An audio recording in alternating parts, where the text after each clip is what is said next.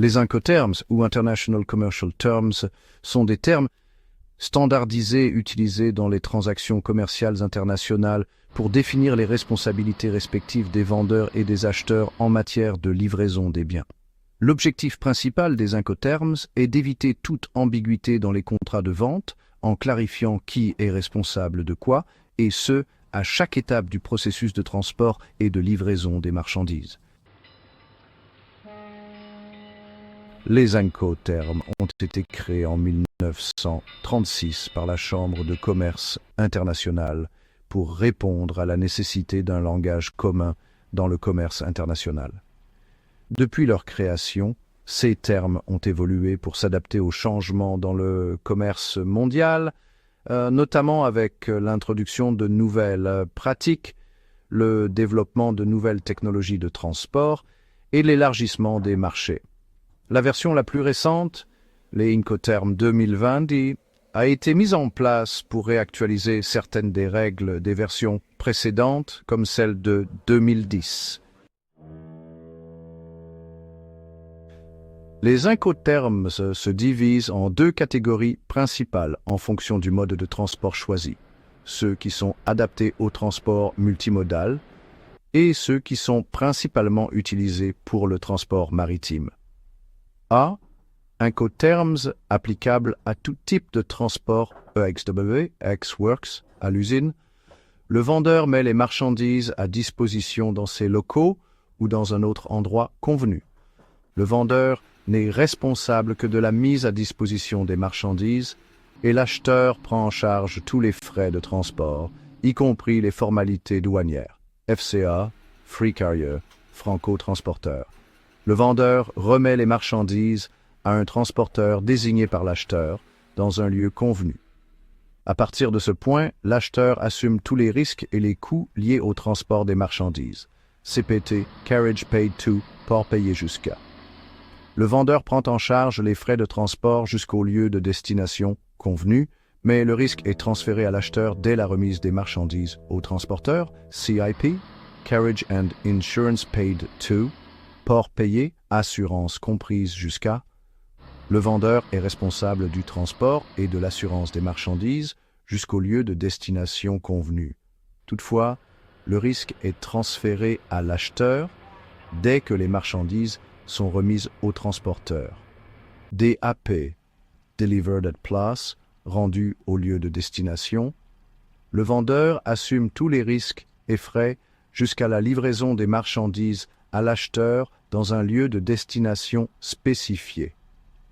Les formalités douanières à l'importation et les droits de douane sont à la charge de l'acheteur. DPU, Delivered at Place Unloaded, rendu au lieu de destination déchargé. Le vendeur prend en charge tous les frais et risques jusqu'à ce que les marchandises soient livrées et déchargées dans le lieu de destination convenu. Le vendeur assume également le déchargement des marchandises. DDP, Delivered Duty Paid, rendu droits acquittés. Le vendeur assume la responsabilité totale, y compris le transport, les frais de douane et les droits de douane, jusqu'à ce que les marchandises arrivent à destination.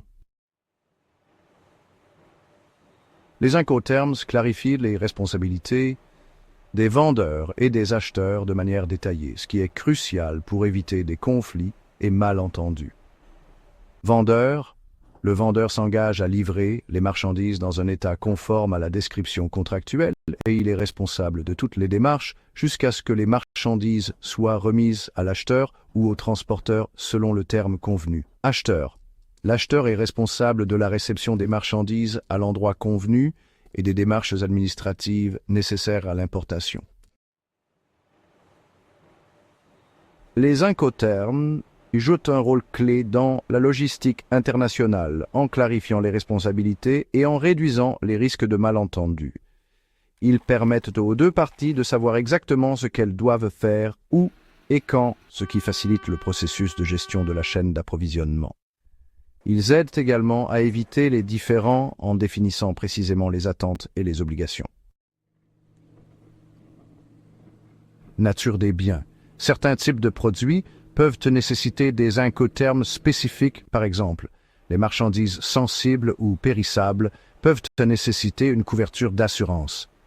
Le mode de transport, selon le mode de transport, aérien, maritime, terrestre, multimodal, certains incoterms sont plus appropriés que d'autres. Le contrôle sur la chaîne logistique, le vendeur et l'acheteur doivent déterminer qui veut avoir le contrôle sur le transport ou l'assurance et ainsi choisir l'incoterm qui reflète ses préférences. Les coûts et risques, il est important de bien évaluer qui assumera les coûts et les risques à chaque étape du transport. Les incoterms sont essentiels pour toute transaction internationale car ils permettent de préciser les rôles et les responsabilités des parties concernées tout au long du processus de transport. Comprendre leur signification et leurs implications est crucial pour minimiser les risques, optimiser la logistique et garantir que chaque partie respecte ses engagements contractuels. Les choisir judicieusement en fonction des spécificités de chaque transaction contribue grandement à la réussite d'une opération de commerce international.